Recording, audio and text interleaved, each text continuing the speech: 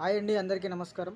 ప్రస్తుతం ఉన్నటువంటి తెలంగాణ రాష్ట్రంలో కాంగ్రెస్ ప్రభుత్వం ప్రతి దానికి రేషన్ కార్డు మీద లింకు పెట్టి ఉచిత పథకాలు ఇస్తాము, 6 గ్యారంటీలు రేషన్ కార్డు ఉంటేనే అమలు అవుతుంది, మీకు వర్తిస్తాయి అనేటువంటి ఉద్దేశంలో కాంగ్రెస్ ప్రభుత్వం ప్రకటించడం అనేది జరిగింది.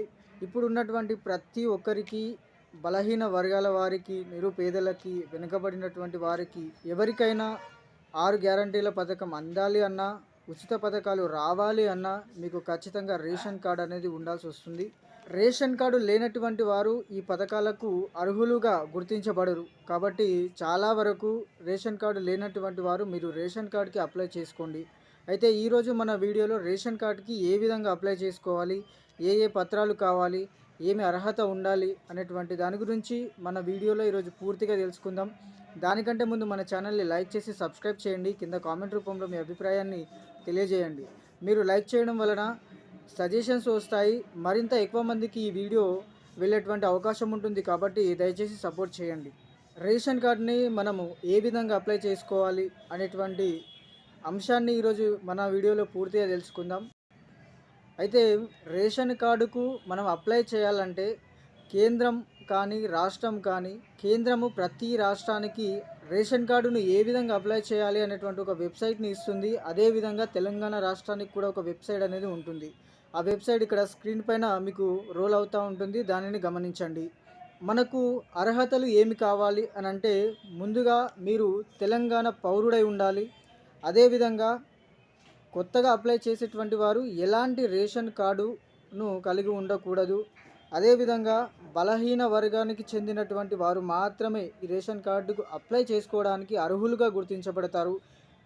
ఇకపోతే చివరిది, ప్రస్తుతం ఉన్నటువంటి రేషన్ కార్డు యొక్క సమయము, దానికి ఇచ్చినటువంటి డేట్ అనేది అయిపోతే మళ్ళీ మీరు కొత్తగా రేషన్ కార్డు కోసము మీరు అప్లై చేసుకోవచ్చు. కావలసిన పత్రాలు ఏమిటి అని అంటే, మొదటగా మీ ఆధార్ కార్డు, రెండవది మీ ఫ్యామిలీ గ్రూప్ ఫోటో, చిన్న పాస్ ఫోటో సైజులో, ఇంటి చిరునామా, గ్యాస్ సిలిండర్ కానీ, విద్యుత్ బిల్లు, కరెంటు బిల్లు అనేది రిసిప్ట్ ఉంటుంది, దాన్ని తీసుకెళ్ళి దాని జిరాక్స్ పెట్టినా సరిపోతుంది. మీకు గుర్తింపు అనేది ఉండాలి, ఆధార్ కార్డు ఉండాలి, లేకపోతే మీకు డ్రైవింగ్ లైసెన్స్ ఉంటే అదైనా సరిపోతుంది. మీ మొబైల్ నంబర్, యాక్టివిటీలో ఉన్నటువంటి మొబైల్ నంబర్ మాత్రమే ఇవ్వండి, ఎందుకంటే మీకు మెసేజ్ కానీ లేదంటే ఫోన్ కానీ వస్తుంది. ఈమెయిల్ ఐడి, చాలామందికి ఈమెయిల్ ఐడి అనేది ఉండదు. కాబట్టి మీరు మీ సేవలో అప్లై చేయాలి. దీన్ని అప్లై చేస్తే వారి యొక్క మీ సేవ ఈమెయిల్ ఐడిని వాళ్ళు పెడతారు. దాంతో మీకు ఎలాంటి సమస్య అనేది ఉండదు. బ్యాంక్ అకౌంట్ యొక్క మొదటి పేజ్ జిరాక్స్, మీ యొక్క బ్యాంక్ అకౌంట్ బుక్ అనేది ఉంటుంది. దాని ఫ్రంట్ పేజీలో మీ యొక్క పూర్తి డీటెయిల్స్ అనేది ఉండడం అనేది జరుగుతుంది. దాంతో ఒక జిరాక్స్ ఇస్తే సరిపోతుంది. మీ యొక్క గ్యాస్ కనెక్షన్ వివరాలు, ప్రతి ఒక్కరి దగ్గర ఈ గ్యాస్ సిలిండర్ అనేది ఉంది కాబట్టి మీ యొక్క గ్యాస్ బుక్ అనేది ఉంటుంది, దాని యొక్క జిరాక్స్ తీసుకెళ్ళినా సరిపోతుంది, లేకపోతే దాని నంబర్ ఇచ్చినా సరిపోతుంది. ఈ విధంగా రేషన్ కార్డుకి అప్లై చేసుకోవచ్చు. దీని ద్వారా మీరు అప్లై చేసుకోవడం ద్వారా మీకు ఈ 6 గ్యారంటీలు అనేటువంటి అవకాశం ఉంటుంది. 6 గ్యారంటీలకే కాదు, బియ్యం సరఫరా కానీ, ఇతర ఏ పథకాలు అయినా, నిరుపేదలకు అందాల్సినవి అన్నీ ఈ రేషన్ కార్డు మీద ఈ కాంగ్రెస్ అయితే డిపెండ్ చేసింది. కాబట్టి ఖచ్చితంగా మనం సచ్చినట్టు ఈ రేషన్ కార్డుని మనం దగ్గర ఉంచుకోవాలి, ఖచ్చితంగా మన పేరు మీద ఉండాలి. మహిళల పేరు మీద చేసుకుంటే ఎంతో మంచిది, వారికి తొందరగా పథకాలు వచ్చేటువంటి అవకాశం ఉంటుంది. కాబట్టి కొత్తగా పెళ్ళైనటువంటి వారు అతి త్వరగా మీ యొక్క భార్యది రేషన్ కార్డును మీరు తొందరగా చేయించుకోవడం చాలా వరకు మంచిది. గృహలక్ష్మి పథకం ఉంది 2500.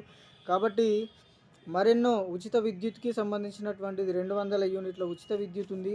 కాబట్టి మీరు తొందరగా ఈ రేషన్ కార్డు కోసము మీరు అప్లై చేసుకోండి. ఫిబ్రవరి నెలలో ఈ రేషన్ కార్డు అప్లికేషన్స్ తీసుకుంటామని చెప్పేసి మంత్రి పొంగులేటి శ్రీనివాసరెడ్డి గారు జనవరి 9వ తారీఖున పొద్దున 12 గంటలకు తెలియజేయడం అనేది జరిగింది. కాబట్టి మీరు దీనిని తొందరగా అప్లై చేసుకోగలరని కోరుకుంటున్నాను. అదేవిధంగా మన వీడియోని షేర్ చేయండి ఖచ్చితంగా. Thank you.